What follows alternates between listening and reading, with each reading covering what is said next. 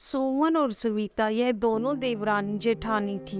जेठानी सविता नौकरी भी करती थी और देवरानी सुमन यह घर संभालती थी। उनका परिवार बहुत बड़ा था।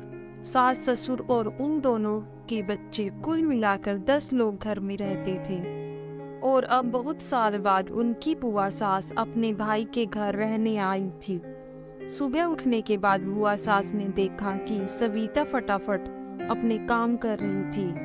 सोमन ने नाश्ता बनाया और वह नाश्ता सविता ने सबको परोसा। उसके बाद सविता ने अपना टिफिन पैक किया और वह काम पर निकल गई। सुमन ने वापस दोपहर का खाना तैयार किया और थोड़ा वक्त अपनी सास और बुआ के साथ बैठी। बुआ सास से रहा नहीं गया। उन्होंने सुमन को पूछा, छोटी बहू, तुम्हारी जेठानी तुम पर बहुत हुक्म चलाती है। सुबह से देख रही हूँ रसोई घर में अकेले ही काम करती हो और वह महारानी दिखावा करने के लिए नाश्ता परोस रही थी, जैसे कि उसी ने सारा नाश्ता बनाया हो। यह सुनने के बाद सुमन ने बुआ सास की तरफ देखा और बोली, बुआ सास जी, ऐसा कुछ नहीं है, सविता दीदी बहुत अच्छी है। बुआ सास बोली, तुम बहुत बोली हो सुमन, मुझे सब समझ में आता है। मेरे बाल धूप में सफेद नहीं हुए हैं। सुमन से अब नहीं रहा गया। वह बोली, ऐसा नहीं है बुआ जी, आपको सविता दीदी ने सबको नाश्ता परोसा वह दिखा, पर आपको यह नहीं दिखा कि दीदी ने मुझे जबरदस्ती सबसे पहले नाश्ता करने के लिए दिया और चाय भी दी। वह रोज मुझे ऐसे ही सबसे पहले नाश्ता दे देती है, नहीं तो सबके लिए नाश्ता करते करते मैं खुद के लिए नाश्ता बनाना भूल जाऊंगी। दीदी मेरी कितनी चिंता करती है। दीदी सुबह जल्दी उठकर मंदिर साफ करती है, फूल सजाकर रखती है और मुझे उनके 1 घंटे बाद उठने के लिए कहती है। शाम को आते समय बाजार से सब्जी भी लेकर आती है, क्योंकि वो रात को देर से आते हैं और मम्मी जी को सविता दीदी ने बाजार में जाने को मना किया है, क्योंकि अब उनकी उम्र 60 साल से ज़्यादा हो गई है। बाजार में जाते समय उनको तकलीफ होगी, उनके पैर बहुत दुखेंगे। कभी उनको बाहर घूमने का मन हुआ तो सविता दीदी छुट्टी लेकर उनको घुमाने ले जाती है। और हाँ बुआ जी, दीदी रोज शाम को आने के बाद वह कितनी भी थकी हो तब भी मुझे खाना बनाने में मदद करती है। वह मेरी बड़ी जेठानी जरूर है, पर मुझे अपनी छोटी बहन की तरह समझती है और मैं उनको अपनी बड़ी बहन समझती हूँ। यह सब सुनकर बुआ सास एकदम चुप हो गई। उनकी चुगली सुमन के आगे टिक नहीं पाई। शाम को सविता सब्जी की थैली सुमन के पास देते हुए बोली, सब्जी के साथ तुम्हारे मनपसंद लेखक की किताब भी उसमें है। यह सुनकर सुमन खुश हो गई। सविता को थैंक यू बोलकर सब्जी की थैली किचन में रखकर वह अपने रूम में चली गई।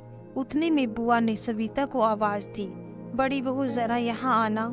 वह बोली, सविता तू इतनी मेहनत करके पैसे कमाती है और ऐसे फालतू में किताब खरीद करके मुफ्त का खर्चा करती हो, वह भी अपनी छोटी देवरानी के लिए।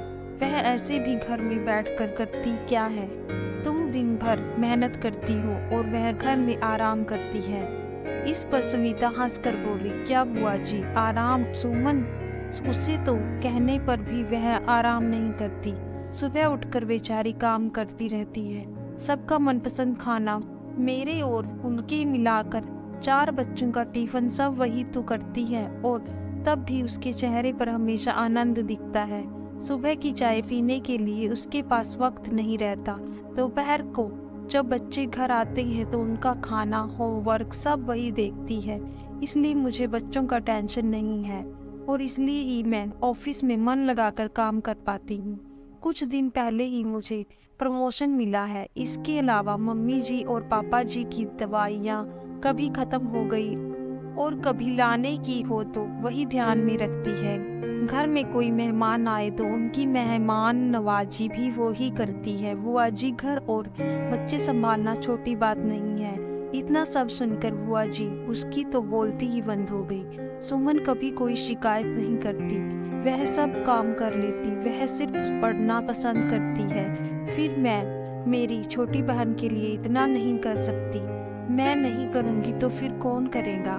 इतना बोलकर सविता अपने रूम में चली गई। यह सब बोलना सविता की सास पीछे खड़ी होकर सुन रही थी। वह बुआ के पास आई और बोली, दीदी, यह दोनों देवरानी जेठानी जरूर हैं, लेकिन इनका रिश्ता 2 सगी बहनों से ज़्यादा पक्का है।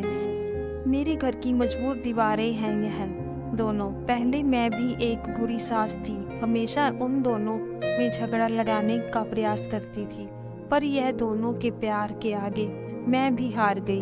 वैसे भी झगड़ा लगाकर नुकसान तो हमारे ही घर का होना, पर यह बात बुआ को समझ में नहीं आई। वह गुस्सा करते हुए कमरे से बाहर चली गई, क्योंकि उन दोनों में झगड़ा लगाने के लिए ही वह आई थी। पर सुमन और सविता, उनके जैसी 2 समझदार देवरानी जेठानी के बीच झगड़ा करवाना बहुत मुश्किल था। तो दोस्तों, सुमन और सविता, इनकी जैसी समझदार देवरानी जेठानी जिस घर में होंगे, उस घर का कोई बुरा नहीं कर सकता। जिस घर में ऐसी बहुएं होंगी, वह घर स्वर्ग बन जाएगा। दोस्तों, देवरानी जेठानी की सुंदर कहानी आपको कैसी लगी, जरूर बताएं।